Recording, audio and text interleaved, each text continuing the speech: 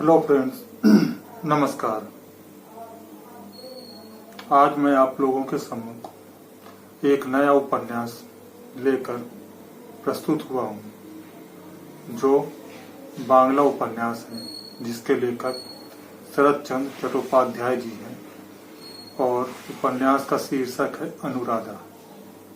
तो चलिए शुरू करते हैं उपन्यास की स्टोरी। मेरी जुबानी। लड़की के विवाह योग्य आयु होने के संबंध में जितना भी झूठ बोला जा सकता है, उतना झूठ बोलने के बाद भी उसकी सीमा का अतिक्रमण नहीं किया जा चुका है और अब तो विवाह होने की आशा भी समाप्त हो चुकी है। मैया री मैया, यह कैसी बात है से आरंभ करके आंखें मिचकाकर लड़की के लड़के बच्चों की गिनती पूछने तक में अब किसी को रस नहीं मिलता। समाज में अब यह मजाक भी निरर्थक समझा जाने लगा है। ऐसी ही दशा है बेचारी अनुराधा की। और दिलचस्प बात यह है कि घटना किसी प्राचीन युग की नहीं, बल्कि एकदम आधुनिक युग की है। इस आधुनिक युग में भी केवल दान दहेज, पंचांग, जन्म कुंडली और कुलशील की जांच पड़ताल करते करते ऐसा हुआ कि अनुराधा की उम्र 23 को पार हो गई। फिर भी उसके लिए वर नहीं मिला।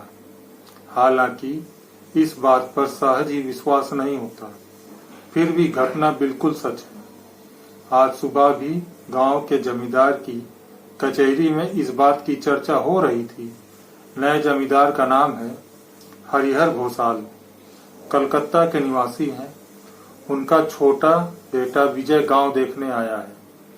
विजय के मुंह से निकलकर चटुरू नीचे रखते हुए पूछा, क्या कहा गगन चटर्जी की बहन ने, मकान नहीं छोड़ेगी?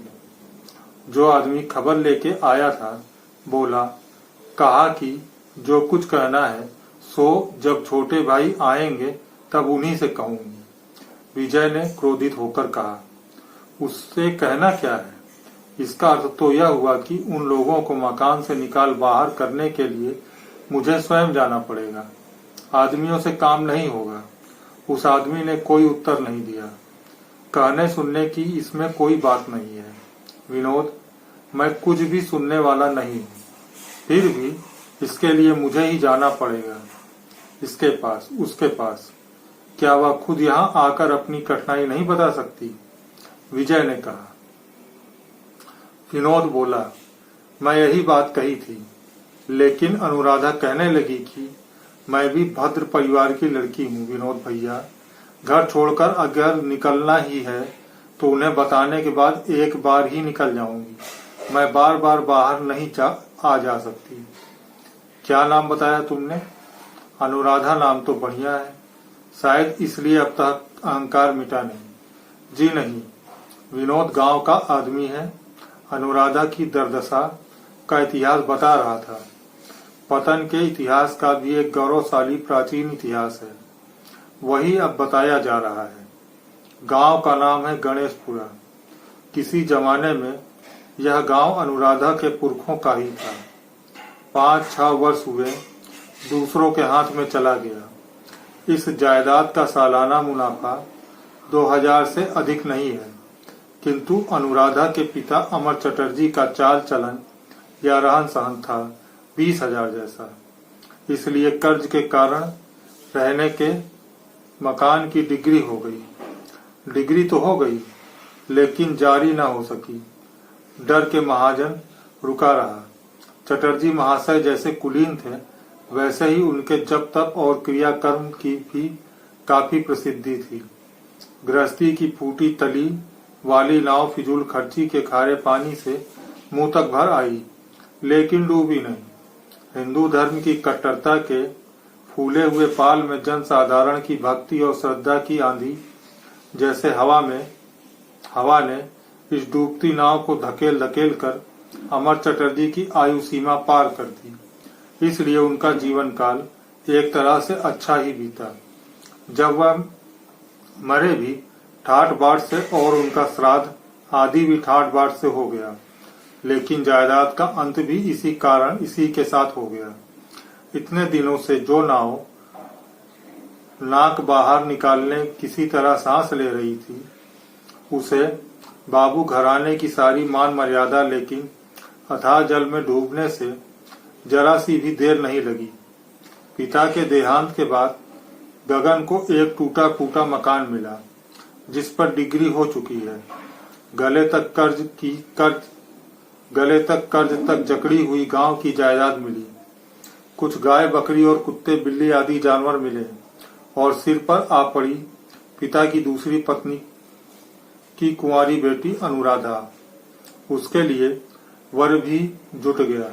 गांव के ही एक भद्र पुरुष थे। 5-6 लड़कों के बच्चे और नाती पोते छोड़कर उनकी पत्नी स्वर्ग सिधार चुकी थी। अब वह विवाह करना चाहते थे। अनुराधा ने कहा, भैया, मेरे भाग्य में राजपुत्र तो बदा नहीं, तुम उसी के साथ मेरा विवाह कर दो। रुपए वाला आदमी ठहरा, कम से कम खाने पहनने को तो मिलता रहेगा। गगन ने आश्चर्य से कहा, यह क्या कह रही हो? माना कि त्रिलोचन के पास पैसा है, लेकिन उसके बाबा के कुल बिगाड़ कर सतीपुर के चक्रवर्तियों के यहाँ विवाह किया था। जानती हो उन लोगों की इज्जत ही क्या है? बहन ने कहा, और कुछ भी ना हो, रुपया तो है। कुछ लेकर उपवास करने से मुट्ठी भर दाल भात मिल जाना कहीं अच्छा है भैया। गगन ने सिर हिलाते हुए कहा, ऐसा नहीं होता, हो ही नहीं सकता। क्यों नहीं हो सकता, बताओ तो। बाबूजी इन सब बातों को मानते थे, लेकिन तुम्हारे निकट तो इन बातों का कोई मूल्य ही नहीं। यहाँ यह बता देना आवश्यक है कि पिता की कट्टरता पुत्र में नहीं है। मदपान आदि जैसे कार्यों में भी उसे कोई मोह नहीं है। पत्नी की मृत्यु के बाद दूसरे गांव की नीच जाति की एक स्त्री आज भी उसका अभाव दूर कर रही है। इस बात को सभी जानते हैं। गगन बहन के इशारे को समझ गया, गरज कर बोला, मुझसे बेकार की कट्टरता नहीं, लेकिन कन्या के लिए आवश्यक कुल की शस्त्राचार को तो क्या तेरे लिए तिलांजलि देकर अपनी 14 पीढ़ियों को नरक में डुबा दूं? हम कृष्ण की संतान है, स्वभाव से कुलीन है। गंदी बातें अब कहीं मुंह से मत निकालना। यह कहकर वह गुस्सा होकर चला गया और त्रिलोचन गंगोपाध्याय का अध्याय वहीं दब गया। गगन ने हरिहर घोषाल की शरण ली। कुलीन ब्रह्मा को ऋण मुक्त करना होगा। कलकत्ता में लड़की के व्यापार से हरिहर धन संपन्न हो गए। किसी जमाने में उनकी ननिहाल इसी गांव में थी। बचपन में इन बाबुओं के सुनिध उन्होंने अपनी आंखों से देखा है। बहुत से अवसरों पर भरपेट पूरी मिठाइयां भी खाई हैं। रुपया उनके लिए बड़ी बात नहीं, इसलिए वह राजी हो गया। चटर्जियों का सारा कर चुका कर उन्होंने गणेशपुरा खरीद लिया और कंडुओं की डिक्री का रुपया देकर रहने का मकान वापस ले लिया। मौखिक रूप से यह निश्चय हुआ कि कचहरी के लिए बाहर के 2-3 कमरे छोड़कर अंदर के हिस्से में गगन जिस तरह रह रहा है उसी तरह रहता रहेगा। जमींदार तो खरीद ली गई, लेकिन प्रजा ने नए जमींदार की अधीनता स्वीकार नहीं की। जायदाद थोड़ी सी है, वसूली भी मामूली सी है, इसलिए बड़े पैमाने पर कोई व्यवस्था नहीं की जा सकती। और फिर गगन ने ऐसी चाल चली कि हरिहर का पक्ष लेने वाला कोई भी गणेशपुरा में नहीं टिक सका। अंत में गगन ही वर्तमान जमींदार का गुमास्ता बन गया। उसने प्रजा के वश में कर लिया। यह देखकर हरिहर ने इत्मीनान की सांस ली, लेकिन वसूली की दिशा में वही रफ्तार रही जो पहले थी। रोकड़ में 1 पैसा भी जमा नहीं हुआ। इस गड़बड़ी में 2 वर्ष और बीत गए। उसके बाद एक दिन अचानक खबर मिली कि गुमास्ता चटर्जी का कहीं कोई पता नहीं लग रहा। शहर से हरिहर के आदमी आकर जांच पड़ताल की तो पता चला कि जो कुछ वसूल सकता था हुआ है और उसे हड़प कर गगन चटर्जी लापता हो गया। थाने में रिपोर्ट, अदालत में नालिश और घर का खाना तमाशी जो कुछ भी कार्रवाई होनी चाहिए थी वह सब की गई, लेकिन गगन के रुपए से किसी को पता नहीं चला। गगन की बहन अनुराधा और उसके दूर के रिश्ते की बहन का एक बच्चा घर में रहता था। पुलिस वालों ने यथा नियम उन दोनों को खूब घिसा मजा, हलाया डुलाया, लेकिन परिणाम कुछ न निकला। विजय विलायत हो गया।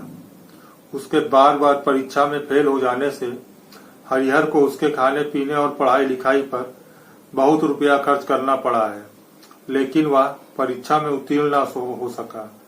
2 साल पहले ही विलायत में प्राप्त ज्ञान के फलस्वरूप बहुत ही गर्म मिजाज लेकर लौटा।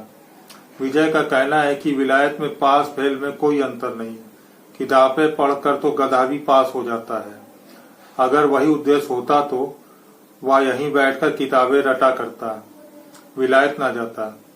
घर लौटकर उसके पिता के लड़की के व्यापार की